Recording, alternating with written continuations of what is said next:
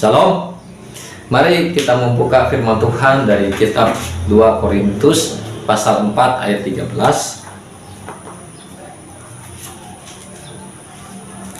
2 Korintus pasal 4 ayat yang ke-13.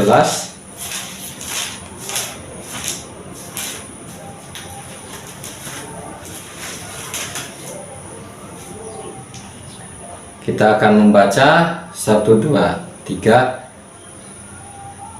Namun karena kami memiliki roh iman yang sama, seperti ada tertulis, aku percaya, sebab itu aku berkata-kata. Maka kami juga percaya, dan sebab itu kami juga berkata-kata. Dalam 2 Korintus pasal 4 ayat 13 yang ditulis oleh Rasul Paulus dikatakan bahwa namun karena kami memiliki roh iman yang sama, ya, memiliki roh iman. Nah, roh iman yang sama, artinya roh iman ini sama, ya, seperti yang dimiliki oleh umat Tuhan atau orang-orang percaya yang lainnya. Nah, jadi roh imannya sama, ya. Nah, kemudian seperti ada tertulis, aku percaya, sebab itu aku berkata-kata.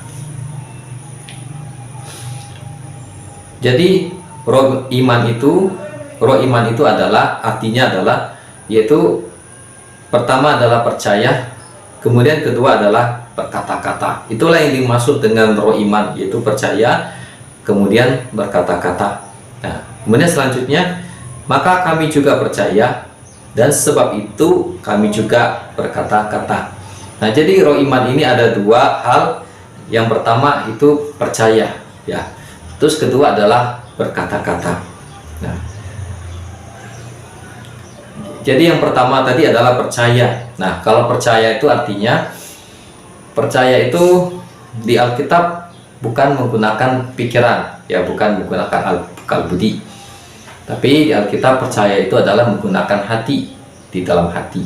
Nah, jadi tidak ada di Alkitab itu orang percaya itu menggunakan pikiran, menggunakan akal budi. Nah, kalau menggunakan pikiran atau akal budi untuk percaya, maka itu adalah orang-orang dunia, ya, yang disebut dengan orang-orang dunia atau golongan dunia, yaitu orang-orang yang memakai pemikiran, ya, untuk percaya. Ya, tetapi Alkitab menulis bahwa percaya itu adalah dengan hati, ya, menggunakan hati. Karena itu di dalam Roma pasal 10 ayat 9 sampai 10 dikatakan, karena dengan hati orang percaya dan dibenarkan, dan dengan mulut orang mengaku dan diselamatkan. Nah, jadi percaya itu di Alkitab itu harus menggunakan hati, ya, bukan dengan pikiran atau akal budi, ya.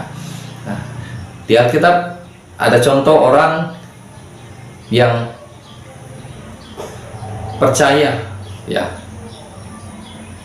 menggunakan akal budi, ya, atau pikiran, yaitu adalah Thomas, ya, di mana Thomas, ya, diberitahu oleh teman-temannya bahwa Yesus sudah bangkit, ya, dari kematian. Pada waktu Tuhan Yesus menampakkan diri sama murid-muridnya pada waktu itu di malam hari pertama pada waktu kebangkitannya, yaitu pada hari Minggu. Waktu itu Thomas tidak ada. Kemudian teman-teman Thomas dan murid-murid yang lain memberitahu Thomas bahwa mereka melihat Yesus, ya, bertemu dengan Yesus, bahwa Yesus sudah bangkit dari antara orang mati. Nah, tetapi Thomas tidak percaya. Kemudian Thomas berkata, sebelum aku pegang bekas lubang paku pada tangannya dan bekas tombak pada lambungnya, ya, saya tidak akan percaya, kata Thomas. Nah, di sini Thomas, dia menggunakan pikirannya atau logika atau akal budinya untuk bisa percaya, ya. Kemudian Tuhan Yesus menampakkan diri sama murid-muridnya, sama Thomas juga. Nah, karena pada waktu itu Thomas ada, dan Tuhan Yesus berkata sama Thomas, peganglah tanganku, peganglah lambungku, janganlah engkau tidak percaya. Kemudian Tuhan Yesus berkata, berbahagialah orang yang tidak melihat namun percaya. Nah, jadi di sini iman Thomas ini, ya, yaitu dia bisa percaya yaitu dengan menggunakan pikiran atau akal budi, atau juga yang disebut dengan dia harus melihat dulu, harus membuktikan dulu, baru dia percaya.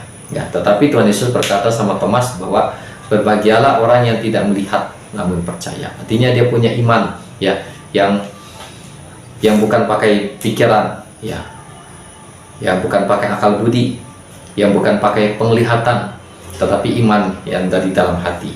Ya, karena itu di Alkitab, iman yang sebenarnya, iman yang sejati itu bukan lahir atau dari pikiran akal budi manusia, tetapi dari hati manusia. Ya. Nah, dalam kitab 2 Korintus pasal 5 juga dikatakan bahwa kami berjalan bukan dengan penglihatan, tetapi dengan iman. Ya. Nah, dalam 2 Korintus pasal 5 ayat 7, 2 Korintus pasal 5 ayat 7. Sebab hidup kami ini adalah hidup karena percaya, bukan karena melihat. Amin. Nah, di sini firman Tuhan berkata bahwa hidup kami ini adalah karena percaya, bukan karena melihat. Ya. Nah, kebalikan dengan Thomas, yaitu bahwa dia melihat dulu baru percaya, ya, membuktikan dulu baru percaya. Nah, tetapi di sini firman Tuhan berkata hidup kami adalah hidup karena percaya, bukan karena melihat. Ya. Atau ada Alkitab terjemahan lain yang menulis kami berjalan dengan iman, bukan karena penglihatan. Ya, jadi di sini iman, ya, dan penglihatan ini, ya, penglihatan ini adalah menggunakan akal budi, ya, menggunakan panca indera, ya, terutama dalam mata. Ya. Nah, ini berbeda dengan iman, ya, karena iman itu kita akan membaca dalam Ibrani pasal 11 ayat 1. Surat Ibrani pasal 11 ayat 1.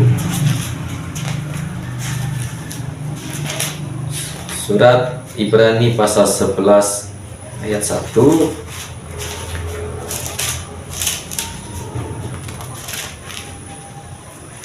Kita baca 1, 2, 3. Iman adalah dasar dari segala sesuatu yang kita harapkan dan bukti dari segala sesuatu yang tidak kita lihat. Nah, dalam surat Ibrani, ya, surat Ibrani ditulis oleh Rasul Paulus. Ya, dalam surat Ibrani pasal 11 ayat 1 dikatakan bahwa iman adalah, ya, dasar dari segala sesuatu yang kita harapkan. Ya, jadi apa yang kita harapkan, ya, dasar dari segala sesuatu yang kita harapkan. Kemudian yang kedua, pengertian dari iman, definisi iman yang kedua adalah bukti dari segala sesuatu yang tidak kita lihat. Nah, jadi iman adalah bukti dari segala sesuatu yang tidak kita lihat, artinya tidak dilihat, ya, tidak menggunakan penglihatan, tidak menggunakan mata manusia, bahkan juga tidak menggunakan akal budi manusia, ya, pikiran manusia. Nah, itulah iman.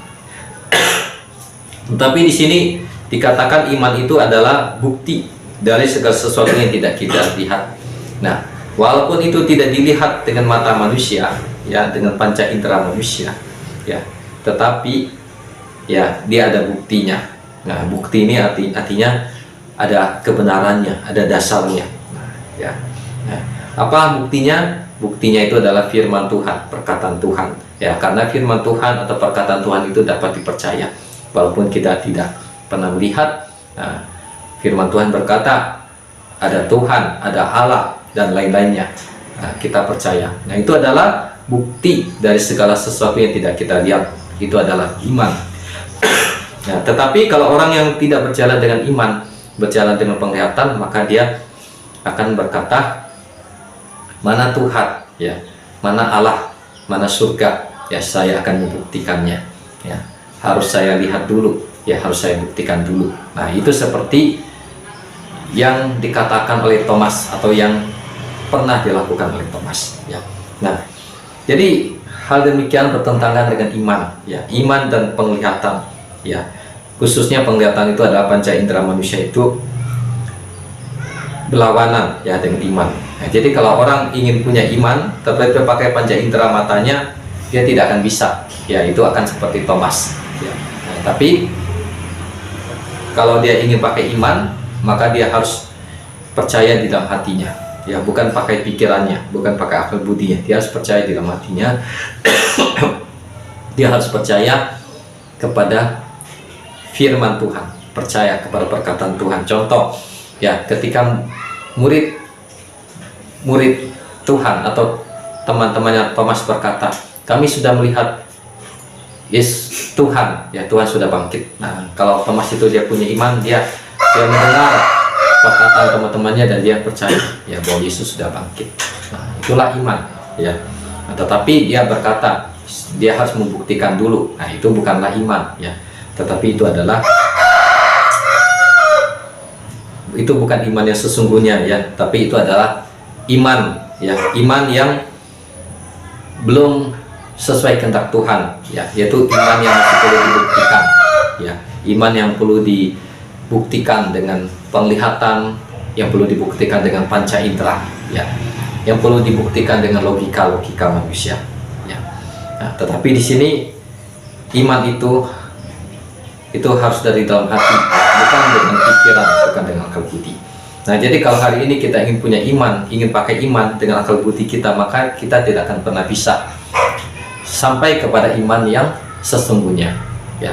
Nah, kita akan bisa, kita hanya akan menjadi manusia rohani, tetapi yang masih duniawi, ya, belum bisa menjadi manusia rohani yang sepenuhnya rohani, ya, tapi masih duniawi. Nah, sehingga dalam kehidupan, ya, masih, ya, bercampur dengan hal-hal dunia, ya, karena masih berjalan memakai akal budi manusia, hikmat manusia, pikiran manusia, kekuatan manusia. Nah, tetapi iman yang sesungguhnya itu harus dari dalam hati. Karena itu Rasul Paulus menulis, kami memiliki roh iman, yaitu percaya dan berkata-kata. Nah, kita akan melihat bahwa letak iman itu atau letak percaya itu ada di dalam hati. Kita akan membuka di dalam Roma pasal 10 ayat 9 sampai 10.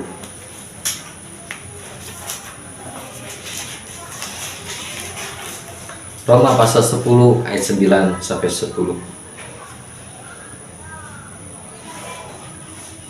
Kita baca Roma 10 ayat 9 sampai 10. 1, 2, 3. Sebab jika kamu mengaku dengan mulutmu bahwa Yesus adalah Tuhan dan percaya dalam hatimu bahwa Allah telah membangkitkan Dia dari antara orang mati, maka kamu akan diselamatkan. Karena dengan hati orang percaya dan dibenarkan, dan dengan mulut orang mengaku dan diselamatkan.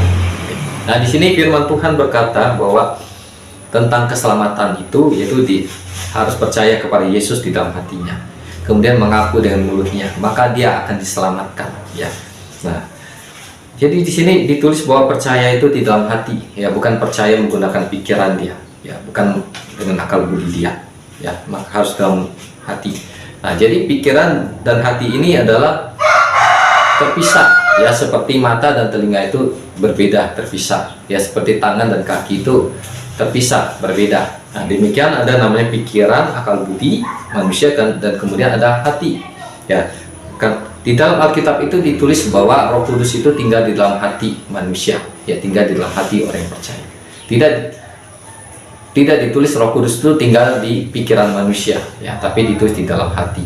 Nah, jadi hati ini adalah sumber kehidupan manusia. Nah, di dalam Amsal 4 ayat 23 dikatakan bahwa dari dalam hati terpancar kehidupan, ya. Dalam Injil Yohanes dikatakan, barang siapa percaya kepadaku, dari dalam hatinya akan mengalir aliran air hidup.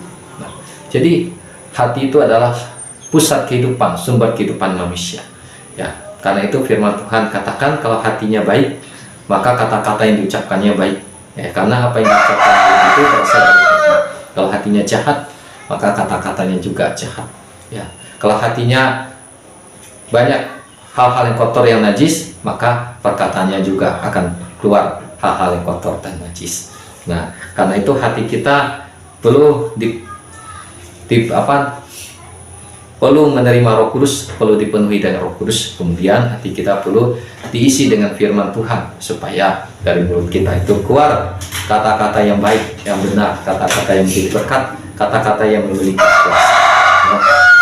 Karena dalam firman Tuhan dikatakan bahwa apa yang diucapkan oleh mulut berasal dari hati. Nah, jadi pikiran dan hati ini, ya, itu berbeda, ya. sama ya, mirip ya, untuk memutuskan persoalan ya, untuk menganalisa sesuatu hal ya, sama, tetapi dia beda ya. Nah, pikiran ini lebih bersifat kemanusiawian, nah hati ini lebih cenderung ya ke hal-hal rohani ya. Maka tadi firman Tuhan katakan bahwa percaya itu harus di dalam hati, menggunakan hati. Nah, kita akan melihat lagi di dalam Markus pasal 11 ayat 23.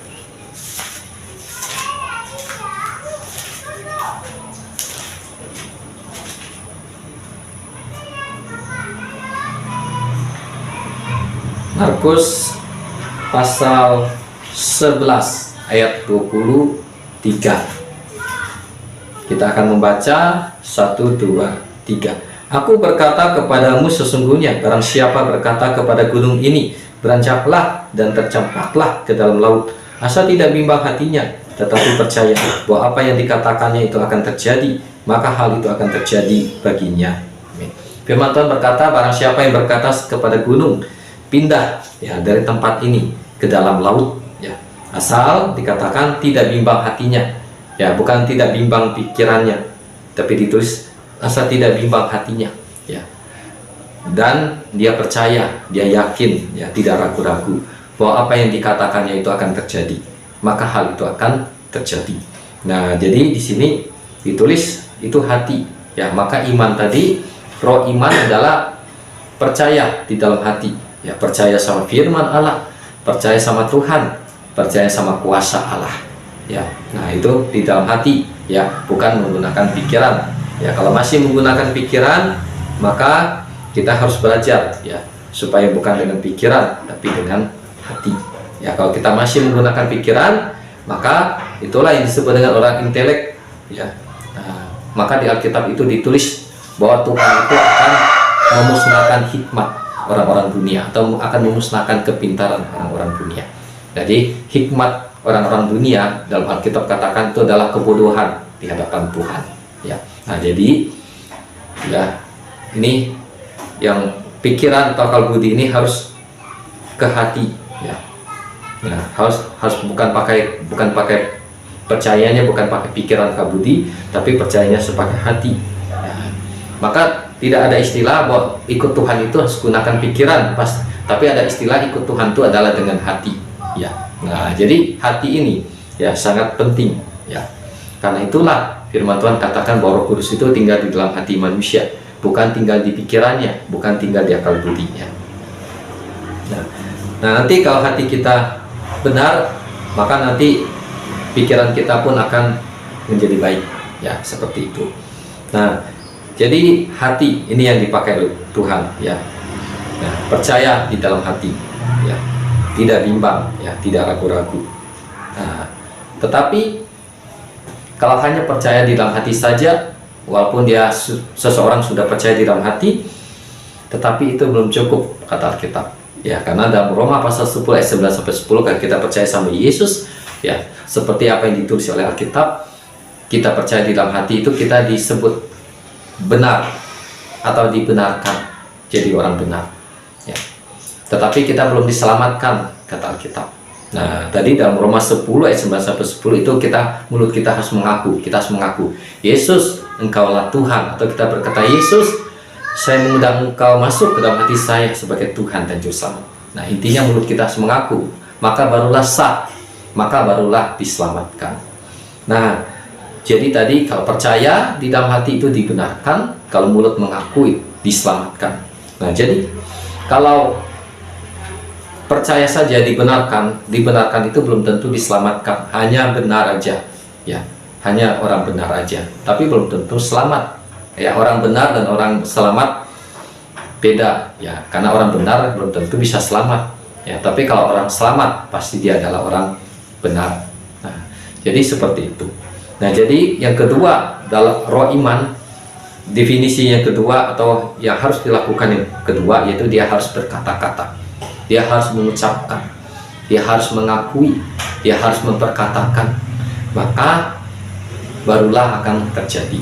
Nah, seperti tadi yang sering disebut iman yang bisa memindahkan gunung, dikatakan dia harus percaya di dalam hati, Sesudah dia percaya, dia harus ngomong, ya, dia harus berkata, dia harus perintahkan itu gunung pindah. Dia bilang gunung pindah, katanya gunung itu akan pindah. Maka di dalam 1 Korintus pasal 13 itu ditulis, walaupun aku memiliki iman yang sempurna yang dapat memindahkan gunung, kalau aku tidak memiliki kasih, aku sama sekali tidak berguna. Nah, jadi tadi iman ini bisa terjadi. Tadi adalah dia percaya di dalam hati, kemudian kedua adalah dia mengucapkan dengan mulutnya, dia berkata-kata dengan mulutnya, ya, dia memberikan perintah dengan mulutnya, atau dia mengakui dengan mulutnya, atau dia memperkatakan dengan mulutnya, maka barulah itu bisa terjadi.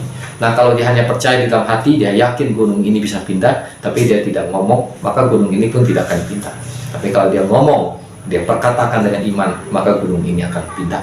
Maka di sini firman Tuhan katakan kembali ke 2 Korintus 4 ayat 13, bahwa roh iman itu adalah percaya, kemudian berkata-kata. Nah, percaya ini adalah percaya di dalam hati, ya, bukan percaya menggunakan pikiran, ya, bukan percaya menggunakan penglihatan manusia, tapi percaya di dalam hati, ya, atau dengan iman, ya, percaya dengan iman, percaya di dalam hati. Kemudian sesudah percaya di dalam hati, maka mulut kita harus mengucapkan, mulut kita harus berkata-kata, mulut kita harus mengakui, ya, maka apa yang kita imani itu akan terjadi, ya. Itulah yang disebut dengan roh iman, ya. Dalam Yosua 1 ayat 8 dikatakan, Tuhan berkata sama Yosua, janganlah engkau lupa memperkatakan kitab Taurat ini, tetapi renungkanlah itu siang dan malam, supaya engkau bertindak hati-hati sesuai dengan apa yang tertulis di dalamnya. Sebab dengan demikian perjalananmu akan berhasil dan engkau akan beruntung. Nah, Tuhan bilang sama Yosua, dia harus mengucapkan firman Tuhan, dia harus memperkatakan firman Tuhan, ya, maka dia akan berhasil hidupnya, dia akan beruntung. Nah, demikian juga kita harus mengucapkan firman Tuhan, memperkatakan firman Tuhan, ya, janji-janji Tuhan. Contoh dalam 1 Petrus 2 ayat 24 dikatakan, oleh bilur-bilurnya kamu telah sembuh. Ketika kita mendengar firman Tuhan, ketika kita baca, kita tahu, kita mengerti, dan kita juga percaya bahwa bilur-bilur Tuhan Yesus sudah menyembuhkan kita. Firman Tuhan tidak berkata, oleh bilur-bilurnya kamu akan sembuh. Tapi firman Tuhan berkata, oleh bilur-bilurnya kamu sudah sembuh. Nah, jadi darah Yesus itu sudah menyembuhkan kita. Ya, Tuhan Yesus sudah menyediakan kesembuhan bagi kita di kayu salib di Golgota. Kalau kita percaya, kita punya iman, maka bilur-bilur Yesus bisa menyembuhkan kita dari sakit penyakit, apapun sakit penyakitnya, ya, bukan hanya sakit penyakit yang ringan-ringan, ya, tapi semua sakit penyakit itu sudah ditanggung oleh Tuhan Yesus, seperti ditulis dalam Matius 8 ayat 17, dan darah Yesus, biru-biru Yesus sudah menyembuhkan sakit penyakit kita. Nah, tidak ditulis akan, oleh biru-birunya kamu akan sembuh. Nah, kalau akan itu artinya sesuatu yang belum terjadi, ya, akan itu sesuatu yang belum terjadi tetapi sedang direncanakan. Tetapi dikatakan sudah artinya sesuatu yang sudah dikerjakan, sudah terjadi. Oleh biru-birunya kamu sudah sembuh. Maka kita perkatakan firman itu, ya, kita percaya di dalam hati, kita perkatakan, oleh biru-biru Tuhan Yesus saya sudah sembuh.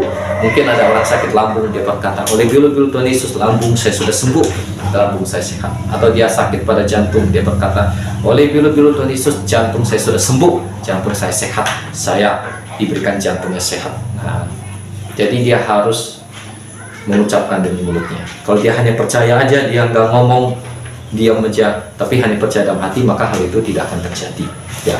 Tapi dia harus ngomong. Nah, kita lihat di sini waktu Tuhan menciptakan langit dan bumi. Nah, apa yang dilakukan Tuhan? Tuhan itu tidak diam, ya. Dia tidak diam kemudian langsung jadi, atau dia pakai pikiran dia, kalau kata orang pakai telepati atau pakai itu, nggak ada. Tuhan begini-begini kayak mungkin, ya, kita melihat di film, oh kayak gitu-gitu, ya. Nah, tapi kita akan melihat dalam kitab bagaimana Tuhan menciptakan kehidupan di alam semesta ini, menciptakan segala sesuatu di alam semesta ini. Bagaimana caranya? Alkitab menulis Tuhan itu berfirman, Tuhan itu berkata-kata, maka semuanya itu akan jadi. Nah, jadi disitulah kita belajar mengikuti Tuhan. Aturannya adalah seperti itu, hukumnya adalah seperti itu, bahwa itu harus diucapkan, harus ngomong, baru itu akan terjadi. Nah, maka kita melihat dalam kitab Kejadian, Tuhan berkata, jadilah terang. Nah, dia mengucapkan dengan perkataannya, Tuhan punya iman. Maka di dalam Markus pasal 11 ayat 22 itu dikatakan, Tuhan Yesus berkata, milikilah imannya Allah. Ya, milikilah imannya Allah. Dalam Alkitab, terjemahan Lembaga Alkitab Indonesia ditulis, percayalah kepada Allah. Tetapi ada Alkitab terjemahan lain yang menulis, yaitu milikilah imannya Allah. Nah, jadi milikilah imannya Allah. Imannya Allah itu seperti gimana? Contoh, waktu Allah menciptakan alam semesta, Allah itu percaya, dia punya iman, dia percaya dalam hatinya, dia punya iman. Tapi tidak hanya sampai di situ, tapi Allah juga berkata, jadilah terang. Nah, terus jadilah apalagi benda-benda penerang. Nah, jadi Tuhan hanya dengan perkataannya jadi. Nah, demikian juga kita sebagai umat Tuhan, bahkan disebut sebagai anak Allah, maka kita juga harus memakai mulut kita, ya, untuk memperkatakan firman Allah, ya, untuk mengucapkan janji Tuhan. Di dalam Markus 16 ayat 17 dikatakan, tanda-tanda ini akan menyertai orang-orang yang percaya. Mereka akan mengusir setan-setan demi namaku. Nah, jadi mengusir setan juga harus pakai mulut, harus pakai perkataan, ya, ya, bukan diam aja, diam, nanti setannya pergi, diam, bukan begitu, ya. Tapi Alkitab sudah memberikan pengertian, bahkan perintah bahwa mengusir setan harus pakai mulut, ya. Mereka akan mengusir setan dengan namaku, memakai mulut dan memakai nama Yesus dan mengusir setan, ya, setan itu akan pergi. Nah, selain itu harus punya iman, ya, di dalam hati, mengusir setan. Dan kemudian kedua, harus memiliki kuasa dari Roh Kudus, pengurapan dari Roh Kudus, maka akan semakin bagus lagi, ya. Maka ketika mengusir setan tidak nama Yesus, maka setan itu akan pergi. Nah, jadi di sini itulah iman itu kita harus berkata-kata, ya. Di dalam Roma pasal 10 ayat 17 dikatakan, iman timbul dari pendengaran dan pendengaran oleh firman Kristus. Jadi iman itu muncul dari pendengaran, ya, yaitu mendengarkan firman Tuhan, mendengarkan firman Kristus. Ya, karena itu baiknya kalau kita membaca Alkitab, itu kita harus membaca dengan bersuara, ya, jangan di dalam hati. Ya, kita membaca firman Tuhan baiknya adalah dengan bersuara, supaya telinga kita mendengar kata-kata yang kita baca atau ucapkan atau katakan, maka akan timbul iman. Ya. Nah, selain itu ketika kita baca Alkitab yang bersuara, nah, kita juga sudah mengikuti aturan dari iman tadi, yaitu berkata-kata dengan mulut, ya, atau memperkatakan dengan mulut, ya, atau mengucapkan dengan mulut. Nah, jadi demikian itulah roh iman, ya, yang kita perlu mengerti dan kita perlu gunakan dalam kehidupan kita, ya. Nah, jadi kemenangan itu Tuhan sudah sediakan, yaitu kita harus percaya di dalam hati dan kita harus ucapkan dengan mulut kita. Kemudian yang ketiga, sesudah kita mengucapkan dengan mulut kita, maka tindakan kita itu harus sesuai dengan apa yang kita ucapkan. Nah, seperti itu, ya. Ada iman, percaya di dalam hati, kemudian mengucapkan dengan mulut, dan yang ketiga adalah perbuatan kita harus sesuai dengan iman kita, atau harus sesuai dengan perkataan kita. Contoh, kalau dia berkata, oleh bulu-bulu Tuhan Yesus saya sudah sembuh, nah, berarti dia yakin dia sudah sembuh dari sakit penyakitnya. Nah, kemudian kalau dia berkata, kemudian dia ngeluh, penyakit ini nggak bisa sembuh, penyakit ini nggak ada obatnya. Nah, artinya dia bertentangan dengan apa yang dia ucapkan. Nah, jadi apa yang diucapkan harus didukung dengan perbuatan, maka dia akan sempurna. Maka hal itu akan terjadi. Karena itu di dalam kitab Yakobus dikatakan, iman bekerja sama dengan perbuatan-perbuatan. Oleh perbuatan-perbuatan itu iman menjadi sempurna. Kemudian dikatakan bahwa iman tanpa perbuatan adalah mati. Nah, jadi sudah percaya di dalam hati sudah bagus, kemudian mengucapkan dengan mulut itu sudah bagus, dan lebih bagusnya lagi, lebih sempurnanya lagi, yaitu perbuatannya ya harus sesuai dengan apa yang dia ucapkan, apa yang dia akui, atau perbuatannya harus sesuai dengan imannya, ya. Demikian firman Tuhan. Tuhan Yesus memberkati. Amin.